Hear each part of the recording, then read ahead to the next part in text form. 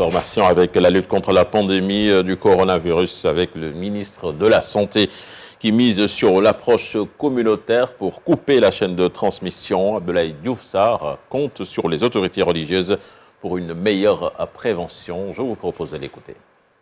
La démarche est une démarche de proximité pour susciter une dynamique communautaire de lutte contre la riposte, de lutte contre la Covid-19. Nous sommes dans cette dynamique-là et aujourd'hui, la voix des chefs religieux est une voix qui porte et nous sommes effectivement dans une dynamique de recueillir ces voix-là, de faire en sorte que l'ensemble des chefs religieux du Sénégal prennent effectivement donc la parole pour donner des prescriptions aux fidèles. Et vous savez très bien que la société sénégalaise est une société qui est extrêmement ancrée dans la religion et développer une dynamique communautaire d'adhésion en partant bien sûr de ces prescriptions-là nous semble être une des stratégies qu'il faut aborder aujourd'hui en direction des populations pour le respect des gestes barrières. Aujourd'hui, nous sommes de manière déterminée en train de nous battre pour qu'il y ait une formidable adhésion pour une dynamique communautaire de riposte contre la Covid-19. Voilà, triste sort pour les populations de Matam. Après le scanner, c'est la radiologie qui ne fonctionne plus. Depuis hier, les images médicales sont envoyées sur les téléphones des malades à présenter aux médecins à l'hôpital de Ourossogui. Le bloc opératoire est envahi par les eaux de pluie sous le regard impuissant des chirurgiens. Ali Bandelnian. La situation sanitaire continue d'être plus préoccupante dans la région de Matam, au moment où les techniciens attendent toujours le dépannage du seul et unique scanner en panne depuis plusieurs mois. Aujourd'hui, ce sont les appareils à la radiologie qui ne fonctionnent plus. En ce moment, c'est avec le téléphone portable du malade lui-même que les techniciens envoient les images à présenter aux médecins orthopédistes, par exemple. Un peu difficile quand même, voire très difficile. Avec ce sous-équipement, surtout ces temps-ci, nous constatons que nous n'avons plus de scanner. Présentement, là où je vous parle, on me dit qu'il n'y a pas de cliché à la radio simple, il n'y a pas de cliché. Vous voyez que c'est très difficile. Présentement, il me faut, par exemple, le radiologue, il m'envoie les images via WhatsApp pour plus ou moins interpréter et commencer à soulager le malade. Quand même, c'est un peu difficile. C'est un peu difficile, vraiment, j'avoue. Pourquoi il n'y a pas de cliché? Mis le doigt dans la plaie, et effectivement, il n'y a pas d'accompagnement. On avait un scanner qui est tombé, ça fait plus de 6 mois. Unique centre de référence de toute la région de Matam, le bloc chirurgical du centre hospitalier régional de Ourossogui est le plus souvent inondé à chaque fois que la pluie tombe. Qui est carrément vieux. Là, il va pleuvoir tout à l'heure et le bloc sera inondé, ça c'est sûr. Ça c'est sûr. Là, c'est vraiment difficile. Il faut que l'État fasse quand même quelque chose. Comparé au niveau technique des hôpitaux de Dakar, c'est quand même difficile. C'est quand même difficile et je pense que c'est pas difficile en réalité de faire quelque chose pour réhabiliter ce bloc. Comme il suffit de démonter le toit et de refaire autre chose. Vous comprenez? S'il pleut, vous n'opérez pas? S'il pleut, on n'opère pas. Là, il est en train de pleuvoir. Tu vas filmer, tu verras. Et partout, ça va dégouler de l'eau, et ainsi de suite, ainsi de suite. Pourtant, le ministère de la Santé a déployé d'énormes efforts à travers le relèvement du plateau technique et surtout l'envoi des médecins spécialistes. Mais aujourd'hui, c'est comme si le sort des populations de Matam ne préoccupe plus les autorités locales qui ont visiblement abandonné la santé, pourtant une compétence transférée. Voilà, ce reportage poignant d'Ali Bandelnian, alors shérif, une situation quand même qui montre qu'en matière de santé, le Sénégal a beaucoup à rattraper, et c'est à l'image de ce qui se passe dans les autres régions du pays. Surtout les régions de l'intérieur du pays, beaucoup de difficultés déjà pour l'accès aux soins, mais également pour voir des infrastructures sanitaires de qualité. Il l'a dit, le médecin, quand il pleut, on n'opère pas. Donc les malades vont garder leur patience en attendant quand même qu'il pleuve, et ça c'est un danger. Et Matam, qui est une capitale régionale, je pense qu'on mérite mieux, et c'est juste l'arbre qui cache la forêt, parce qu'à l'intérieur aussi on voit beaucoup de difficultés Les spécialistes aussi, on en voit rarement dans certaines régions du Sénégal. Et que c'est pourquoi les gens se battent pour un peu le relèvement du plateau technique, médical surtout. J'espère que ce cri du cœur sera entendu, Fatih Diagne. Ce 14 août marque le 6e anniversaire du décès de Bassirou Faye, l'étudiant à la faculté des sciences et techniques de l'UCAD, était assassiné par un policier suite à des affrontements entre forces de l'ordre et étudiants sur l'avenue Cheikh Anta Diop pour une affaire de retard de bourse. Le policier Sidi Mohamed Bougalep, accusé d'être l'auteur de la mort de l'étudiant, a été condamné à 10 ans de travaux forcés. Affectation du magistrat Ngor Diop, l'UMS va saisir la juridiction compétente pour solliciter l'annulation pure et simple de ce décret qu'elle juge illégal. Le bureau exécutif de l'UMS condamne fermement la voie utilisée pour affecter le président du tribunal d'instance de Podor à la cour d'appel de Thiès en qualité de conseiller. On voit les détails dans cet élément signé Alassane Ba. Dans un communiqué, l'UMS précise les conditions dans lesquelles le magistrat Ngor Diop, président du tribunal d'instance de Podor, a été affecté à la cour d'appel de Thiès en qualité de conseiller. Une affectation qui n'aurait dû intervenir par cette voie. Il s'agit de la consultation à domicile prévue par l'article 6 de la loi numéro 2017-11 portant organisation et fonctionnement du Conseil supérieur de la magistrature.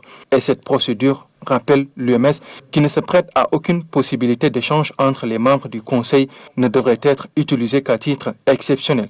En effet, la lettre et l'esprit de l'article 6 précité ne l'autorisent que pour des cas d'urgence avérés et relativement à des fonctions qui ne sont pas des postes de responsabilité. L'Union des magistrats du Sénégal condamne fermement ce procédé qui constitue selon elle une atteinte grave à l'indépendance de la justice et à la dignité du magistrat.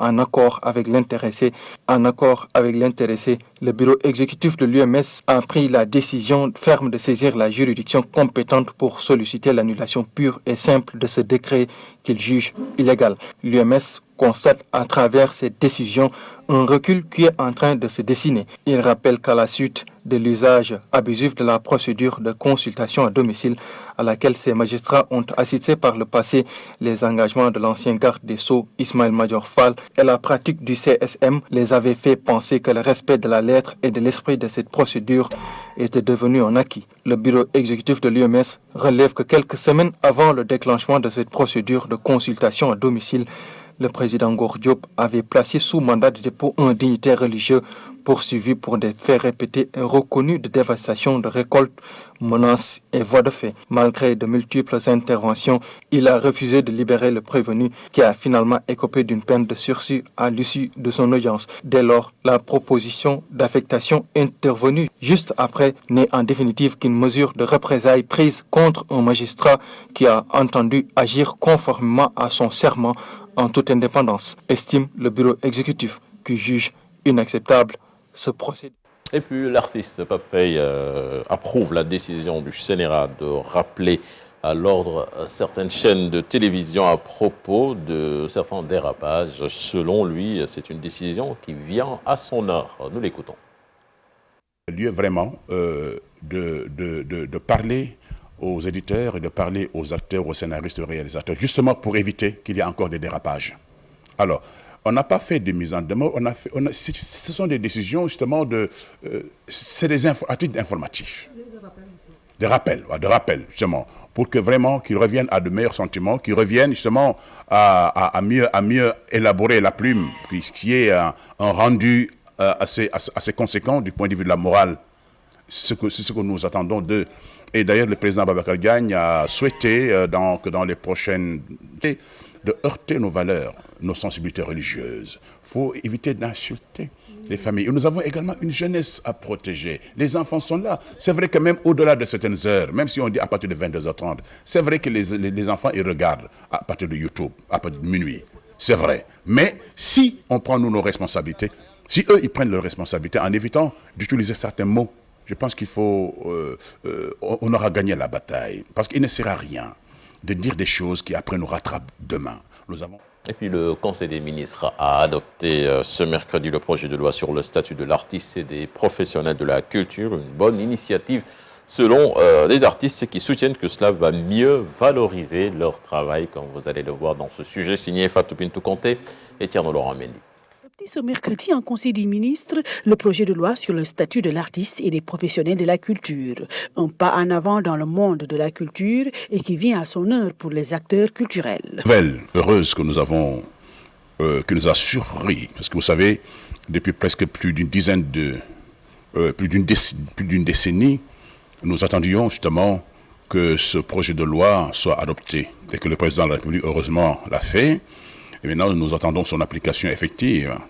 Je me souviens, l'année dernière, exactement à cette période-ci, nous étions à Sali, un atelier justement concernant le recadrage, le peaufinement justement de ce projet justement concernant le statut de l'artiste.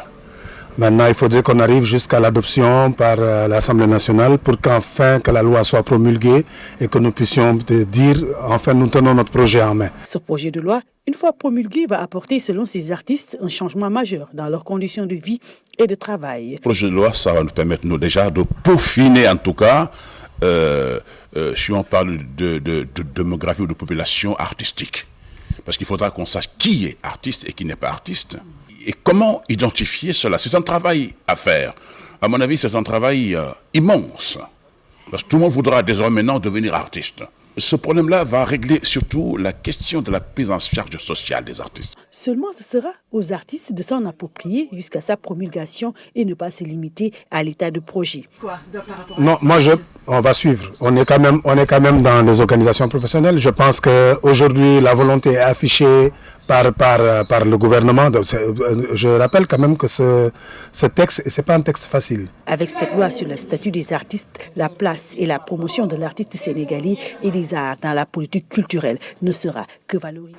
L'actualité internationale à présent avec vous, Momodo Fall, et on démarre avec la Côte d'Ivoire. 4 personnes tuées hier lors des manifestations contre la candidature de Ouattara. Cela s'est passé hier. Des groupes proches de l'opposition avaient appelé la société civile à protester dans tout le pays contre la 3e candidature d'Alassane Ouattara. Une manifestation interdite par le gouvernement, mais des affrontements ont éclaté à Abidjan et à l'intérieur du pays. Une journée qui enregistre sur Sidan Diaw 4 morts et plusieurs blessés. Intéressons-nous à nos voisins de la Gambie. À ce jour, le pays compte 1556 cas de Covid, dont 43 morts, 267 guéris et plus de 1240 malades sous traitement. La situation est donc préoccupante. Les Gambiens sont surtout préoccupés par le silence du président Adama Barrow, sorti donc d'une quarantaine ou de quarantaine ce mercredi. Nous y reviendrons dans nos prochaines éditions. Au Niger, les dépouilles des 6 Français vont atterrir ce vendredi 14 août à l'aéroport d'Orly, où une cérémonie est prévue pour rendre hommage à ces humanitaires. Elle sera présidée par le Premier ministre français Jean Castex, en présence des familles des disparus. Un accord de normalisation pour parler donc d'Israël et des Émirats arabes. Relation entre Israël et les Émirats arabes unis sera signée d'ici environ 3 semaines à la Maison-Blanche par le Premier ministre israélien Benjamin Netanyahu et le prince héritier d'Abu Dhabi, le cheikh Mohammed Ben Zayed Al Nahyan, a révélé Donald Trump un accord historique que selon le président américain. D'ailleurs, il parle de percée spectaculaire, tandis que l'autorité palestinienne a annoncé hier soir le rappel immédiat de son ambassadeur à Abu Dhabi en guise de protestation contre l'accord de normalisation des relations entre Israël et les Émirats arabes unis sur demande de Mahmoud Abbas, le ministre palestinien des Affaires étrangères. Nous terminons avec cette affaire. Les autorités afghanes ont commencé à libérer les 400 derniers prisonniers talibans. Le porte-parole du Conseil de sécurité nationale, Javid Faisal, a précisé qu'un groupe de 80 détenus avait été libéré, et ce qui doit permettre donc le début des négociations de paix. Cheikh Tidiane Diaw, c'est tout pour cette page internationale. Merci à vous, Mamadou Fall. Fatih, c'était la première tasse actu de ce matin. Une première tasse actu bien digeste. Merci beaucoup, Cheikh Tidiane Diaw. Merci également à vous, Mamadou Fall. C'était le duo d'Info du matin pour la première tasse actu. Rendez-vous dans la deuxième partie pour la version Wolof.